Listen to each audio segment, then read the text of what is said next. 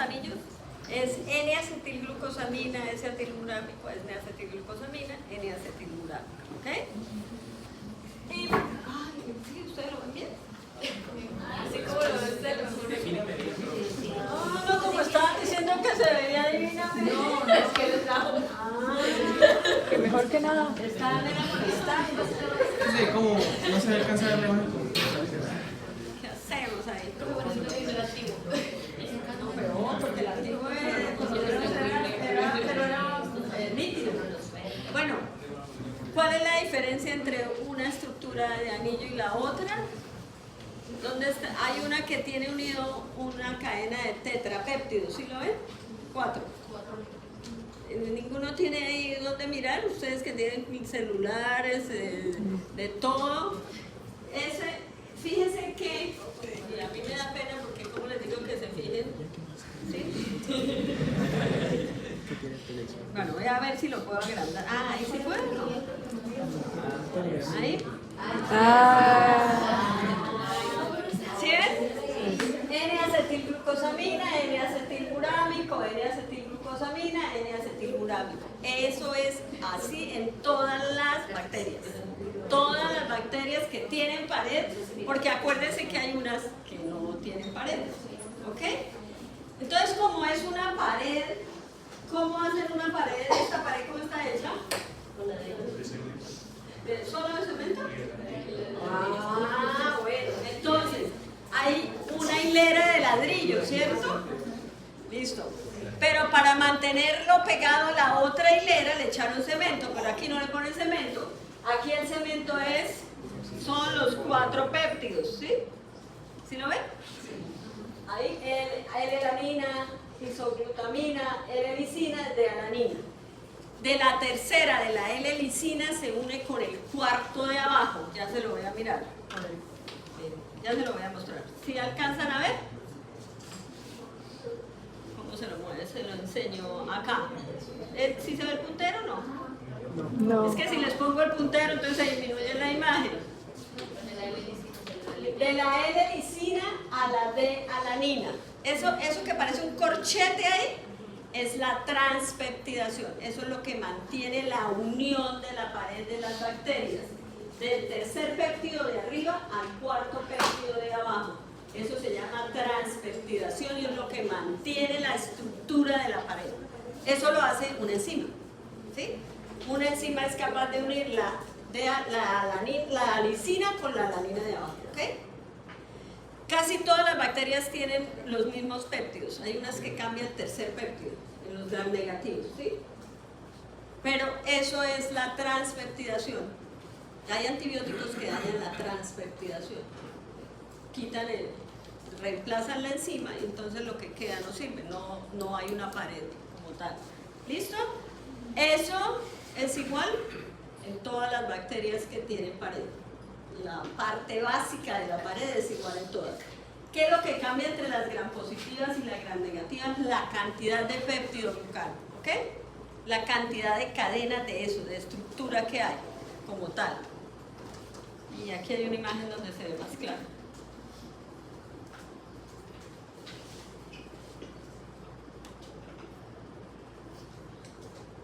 ¿Sí ven ahí? ¿Sí ven dónde está unido el tercer péptido con el cuarto? Eso es la transpeptidación. Así es como se mantiene la estructura del tercer péptido con la cadena que viene abajo y así sucesivamente en todas las capas de péptidoglucano. ¿Para qué? Para mantener la pared de manera idónea, para lo que ya saben ustedes que sirve la pared de las bacterias, ¿ok? Todas las bacterias, a excepción de los micoplasmas, tienen esa estructura, incluso los micobacterios, que dijimos que no colorean con gram, pero no se pueden colorear con gram por las ceras y los ácidos micólicos que tienen afuera, pero sí tienen peptidoglucano, ¿ok? ¿Para qué le sirve la pared a las bacterias? Y este televisor es nuevo, hermanita, ¿no? Para la clasificación por respuesta a la tinción de Gram, y ya dijimos, ¿cierto? Gram positivos o gram negativos para la división celular y la biosíntesis, determinante antigénico y productora de toxicidad. La pared es endotóxica, porque donde se adhiere empieza a haber inflamación. Lo primero que tiene que hacer una bacteria para generar patogénesis, es decir, para producir daño sobre el tejido, es adherirse. Si la bacteria no se adhiere, no pasa nada, porque se fue, ¿sí? Se la lleva la tos, el moco, lo que sea. El estornudo la saca, lo que sea. Y la permeabilidad dijimos que era no selectiva. ¿Cómo está formada? Ya lo vimos, un esqueleto de N-acetilglucosamina y N-acetilmurámico, cadenas tetrapéptidas colaterales idénticas unidos al N-acetilmurámico. Puentes cruzados idénticos. A veces la L-lisina en algunas bacterias cambia por el ácido diamino-pimélico, pero bueno, eso ya es por si lo oyen nombrar por ahí, entonces ya sepan ustedes y ya el semestre entrante lo saben. Nunca aparece en la pared de las eucariotas y el ácido diamino-pimélico es precursor de la síntesis de la lisina, ya vimos dónde queda. Pero hay otra estructura involucrada en el péptido glucano. ¿Ustedes ven esos tubitos que hay ahí? Hay como unas mangueritas, les iba a decir morados, pero el televisor no tiene color, ¿sí? Esos se llaman ácidos teicoicos, son antigénicos, ayudan a la estructura, pero de las gram positivas, las gram negativas no tienen esa estructura, ¿ok? Es como un complemento de la pared. Miren que hay unos tubitos que son más largos que llegan hasta la membrana. Lo de abajo es la membrana, porque yo les dije que la bacteria era un microorganismo, que todo estaba unido y que la pared se anclaba o se ancla en la membrana, ¿cierto? Los ácidos, o sea, los ácidos teicoicos que llegan hasta la pared se llaman lipoteicoicos porque la pared está compuesta ¿de qué? De lípidos, proteínas y lípidos. Y los corticos solamente se llaman teicoicos porque no llegan hasta la pared, o sea, no tienen contacto con los lípidos. La función que cumplen es igual. ¿En qué bacterias? En las gram positivas. Las gram negativas no tienen esa estructura. Tienen péptido glucano, pero no tienen ácidos teicoicos, ¿ok? Son polímeros con residuos de glicerol, de glicina y glicerol fosfato, polialcoholes conectados y tienen como son antigénicos, ayudan a la adherencia, pero además ayudan a la negatividad de la superficie celular. Ahí la razón de por qué unos son lipoteicoicos y otros teicoicos. Están compuestos igualitos, pero hay unos que llegan hasta la membrana y otros que no, ¿ok? Por ahí de golpe encuentran el nombre teicurónicos, es que las bacterias tienen otra habilidad. Si necesitan un sustrato y no hay, ellas no ponen problema, buscan otro sustrato y hacen otro ciclo bioquímico, ¿sí? Si no hay fosfatos, entonces buscan ácidos fosfóricos y producen la estructura que necesitan, ¿ok? Y ahora sí, las gram negativas. ¿Se acuerda que yo les dije que las gram positivas era como una casa de un solo piso y que terminaba ahí? Ahora viene el segundo piso, porque las gram negativas tienen segundo piso. Ellas tienen el peptidoglucano y se los voy a mostrar dónde está. Si ven esa doble cadenita que hay ahí después del espacio periplásmico, ahí está el peptidoglucano. ¿Sí lo ven? Sí. Ahí, si fuera una gram positiva, terminaba ahí. Pero mire todo lo que tiene la gram negativa por encima de eso. Esto, todo esto. Mire, aquí está el espacio periplásmico, el peptidoglucano, luego viene la membrana externa con las porinas. ¿Sí los ven? Esa estructura morada. Esa estructura que está en parecitos así, que tiene un espacio en la mitad, eso son poros construidos o conformados por proteínas, ¿ok? Y encima está esta estructura que se llama lipopolisacárido, que lo pueden encontrar como LPS, ¿sí? Y es otro PAMS, porque en el caso de las gram negativas, lo que está más al exterior de la bacteria, que es el lipopolisacárido. Y si empezamos desde afuera hacia donde empieza el lipopolisacárido, dice antígeno O, sería bonito si lo vieran, ¿sí? Y las bacterias gram negativas tienen un marcador antigénico propio de especie, ¿no? De género y de especie. Dentro del mismo género hay distintos antígenos O. Por ejemplo, ustedes pueden encontrar una Escherichia coli O157. Eso quiere decir que hay 157 formas antigénicas en ese género. ¿Sí? Entonces tienen el antígeno O. Si se llama antígeno, es un marcador frente al cual se estructura una respuesta inmune, ¿cierto? Y después entonces tiene los 4 carbohidratos, la KDO que sirve ahí para estructurar, unir al lípido A, y el lípido A es tóxico para nosotros, ¿sí? Generalmente cuando hay lisis de la célula y el lípido queda libre, pues eso puede dañar las células nuestras. Las bacterias gram negativas son endo y exotóxicas, es decir, a donde se adhieren producen inflamación y además son capaces de producir toxinas que van a salir para, las gram positivas también producen enzimas y toxinas.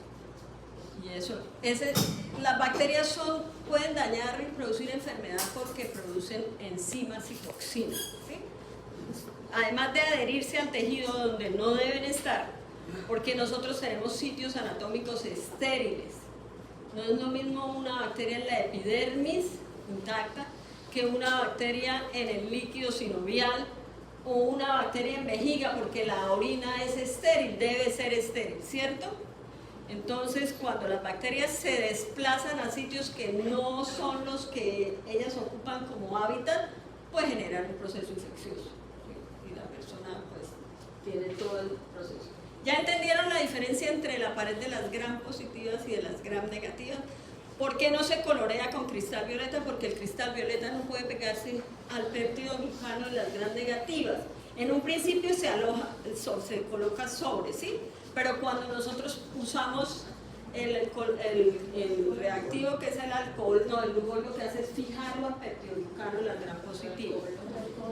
Cuando uso el que decolora, pues quedan incoloras. Cuando pongo el de contraste, pues se ponen fucsias, porque la fuchina es el colorante de contraste.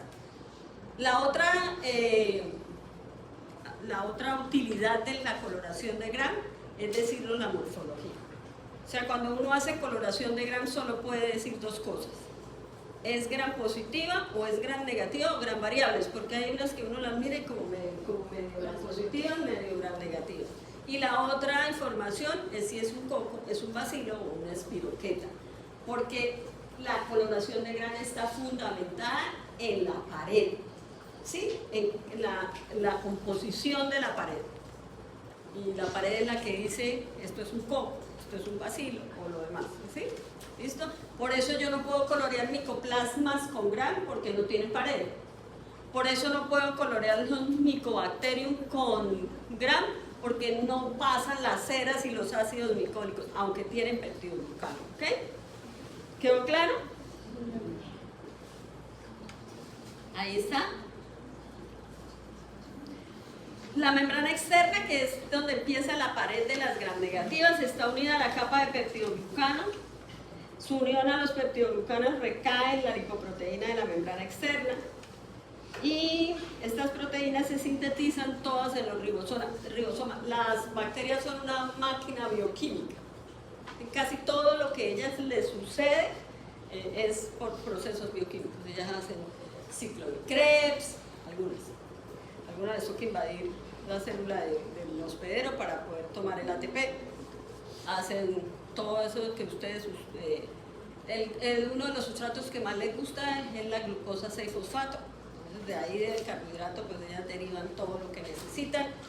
Ellas tienen una cantidad de componentes y pueden utilizar una multiplicidad de sustratos porque son una pequeña maquinita de hacer además aminoácidos y de usar todos los carbohidratos y demás, ¿sí?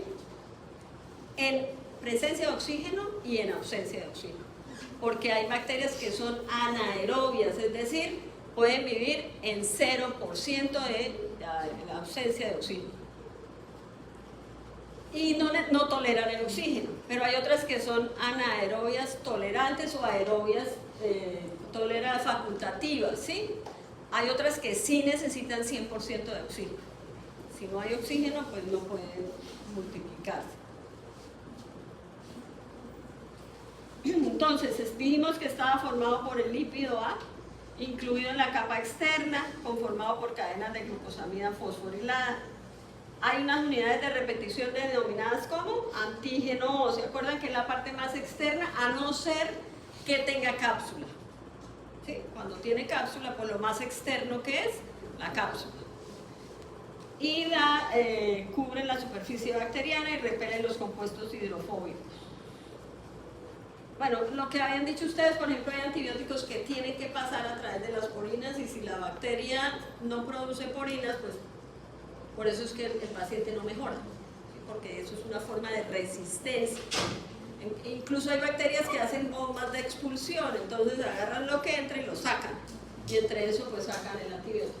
Entonces tampoco. El lípido A es inmunogénico en vertebrados y tóxico y produce una respuesta antigénica específica.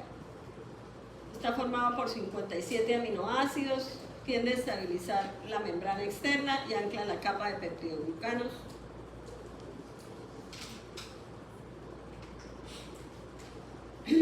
¿Se acuerdan que les dije que había unas bacterias que no se coloreaban con Gram, sino con una coloración especial, que son los ácido alcohol resistentes?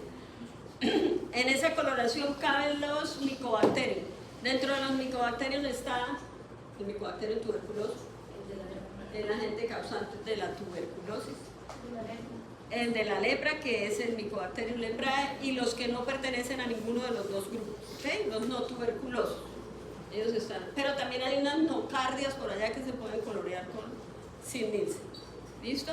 La coloración se llama Sid-Nielsen y es especial para este tipo de bacterias, porque los ácidos micólicos.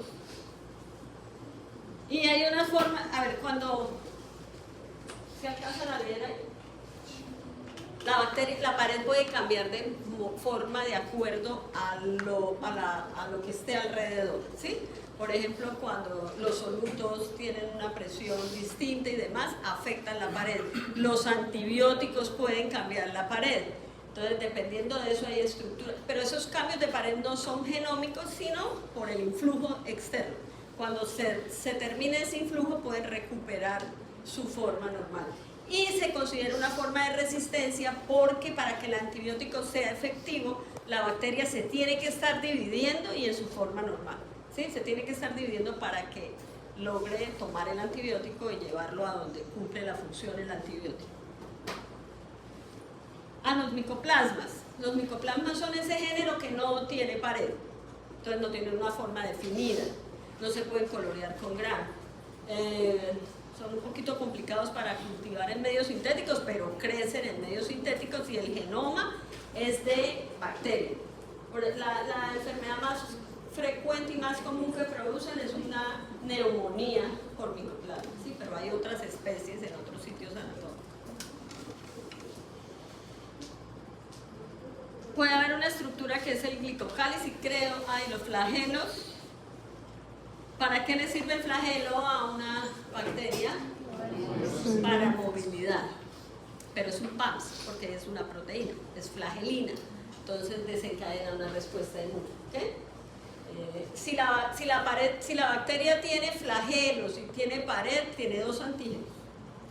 El antígeno de la pared y el antígeno del flagelo. ¿Okay? Entonces ahí ya digamos que hay un patrón que es reconocido y frente al cual se estructura una respuesta inmune. Le sirve para movilidad. Hay unas pequeñas estructuras que parecen flagelos, pero que no son, que son los pili. Los pili les sirve para adherirse, pero les sirve para reproducción. En la conjugación, que es cuando a través del pili de conjugación pasa una hebra del plasma hacia el receptor, ¿sí? Del donante al receptor. Entonces, ¿cómo lo hacen? Por el pili. El pili es el que, como un trocker, que se incrusta en la otra célula, pero también le sirve con eso, se adhiere también a la célula del huésped. Nosotros somos los huéspedes de algunos. ¿Listo? Y las esporas. hay gérmenes que forman esporas. ¿Qué es una espora? Una forma de resistencia. Las bacterias son capaces de sensar el pH, la temperatura y demás, y los nutrientes, pero eso está dado por el género y la especie. O sea, las bacterias no es que el género X le dio hoy por formar esporos, no. Eso está determinado por el genoma, la capacidad de hacer invaginación de la pared y formar esporas. Uno de los géneros más conocidos que forman esporas y que es una forma de resistencia bioquímicamente inactivo, pero con toda la información, cuando alcanza temperaturas como la nuestra, toma otra vez la forma vegetativa de bacteria y empieza a ser bioquímicamente activo. Por ahí hay un género muy conocido que son los Clostridium, el Clostridium tetanus, y ahora famosísimo el Clostridium botulinum. Todas esas cosas de botox que se ponen es derivado de una bacteria, ¿sí? Entonces, lo que pasa es que los dejan medio paralizados, no pueden hablar, pero no se arrugan. Entonces, el Clostridium, por ejemplo, el Clostridium tetani puede estar en el suelo, en la tierra, en los abonos orgánicos, de esos donde ponen plantas a degradar y heces de animales. Entonces generalmente pueden estar en el intestino de las vacas y cuando en las heces de la vaca pues pasa y empieza el abono ese. Si uno tiene alguna lesión en piel y demás, pues entra el esporo y cuando alcanza la temperatura nuestra pues deja de ser esporo y alcanza su forma vegetativa y empieza a producir toxina tetánica, que es lo que produce el tétano. Nosotros estamos vacunados contra el tétano, ¿cierto? Contra la toxina que produce el Clostridium tetani. ¿Listo? Bueno. Y por hoy yo creo que lo dejo. ¿Mañana tenemos clase? Sí. Entonces creo que es genética bacteriana, ¿sí? Para entender algunas cosas que tenemos que entender. ¿Tienen alguna pregunta? ¿Qué libro le sirve? Cherries, le sirve Jowett, le sirve Murray, el que quiera. Las generalidades son iguales en todas las microbiologías. Incluso por ahí Harrison, que es la medicina en tierra, tiene un capítulo de enfermedades infecciosas. ¿Cuál? ¿Harrison? Sí. No, es que por ejemplo Murray tiene parte de la respuesta inmune y es chévere, cómo es la respuesta inmune. En cuanto a la metodología, quizzes, trabajos. No. Ah, bueno, no, trabajo no. Quizzes. 76. Quiz o parcial. El quiz se lo hago con el parcial. Un quiz. ¿Cómo así? Chévere. Mira que le haga el parcial. 5 preguntas. Un quiz, un parcial. Y no me peleé porque Omar Giovanni ni quiz les hace. ¿Otro quiz? No. Cuando hable con Omar En Giovanni, este saloncito chiquitico, ¿quién hace quiz? Sería un quiz para todos y entonces dividimos la nota de 39. ¿Listo? El día del parcial lo hacemos el profesor Omar Giovanni y yo. ¿Ok? No es que se me cruza con el de nada. No, el parcial es distinto. ¿Son dos cosas en morir? Son dos Un parciales. quiz, porque es de bacterias, ¿o no es el quiz no es de bacterias? ¿De bacterias? No. Yo hago mi parcial con 12 preguntas de lo que vemos acá, o 15 o 10, no sé. Y no, él hace lo suyo, yo hago Pero lo cada mío. quien hace parcial en un día diferente, pues. No, el mismo día. Es que para cuidar 76 niños Y eso no es el mismo. tenemos que venir los dos. ¿Sí? Por ejemplo, yo me puedo quedar con la mitad y él con la mitad. Uy, no, como que los dos mismos días. Porque bueno, salón grande, pero no cabe. Pero en 2 días diferentes. No, Eso una no se vez. puede. Eso Yo, no he querido. lo único que les digo, miren, la asignatura no es difícil, es fácil. Lo que pasa es que es muy larga. No, es bonita, no se dejen engañar. Pero si ustedes esperan para estudiar el día antes o la semana antes del parcial, no van a llegar, porque el tema es largo con muchos nombres nuevos para ustedes. Y además ustedes tienen otra asignatura que es tan larga como esta o más, que es patología.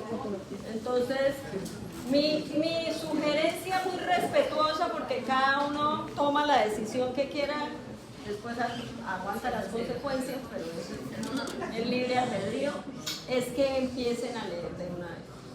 ¿Sí? Las dudas, inquietudes y todo lo que tengan, pregunten, pero no el día anterior al parcial, ni en el parcial, porque a veces, ay, profe, ¿cómo era que era que es? Nada, el día del parcial a mí me da amnesia selectiva.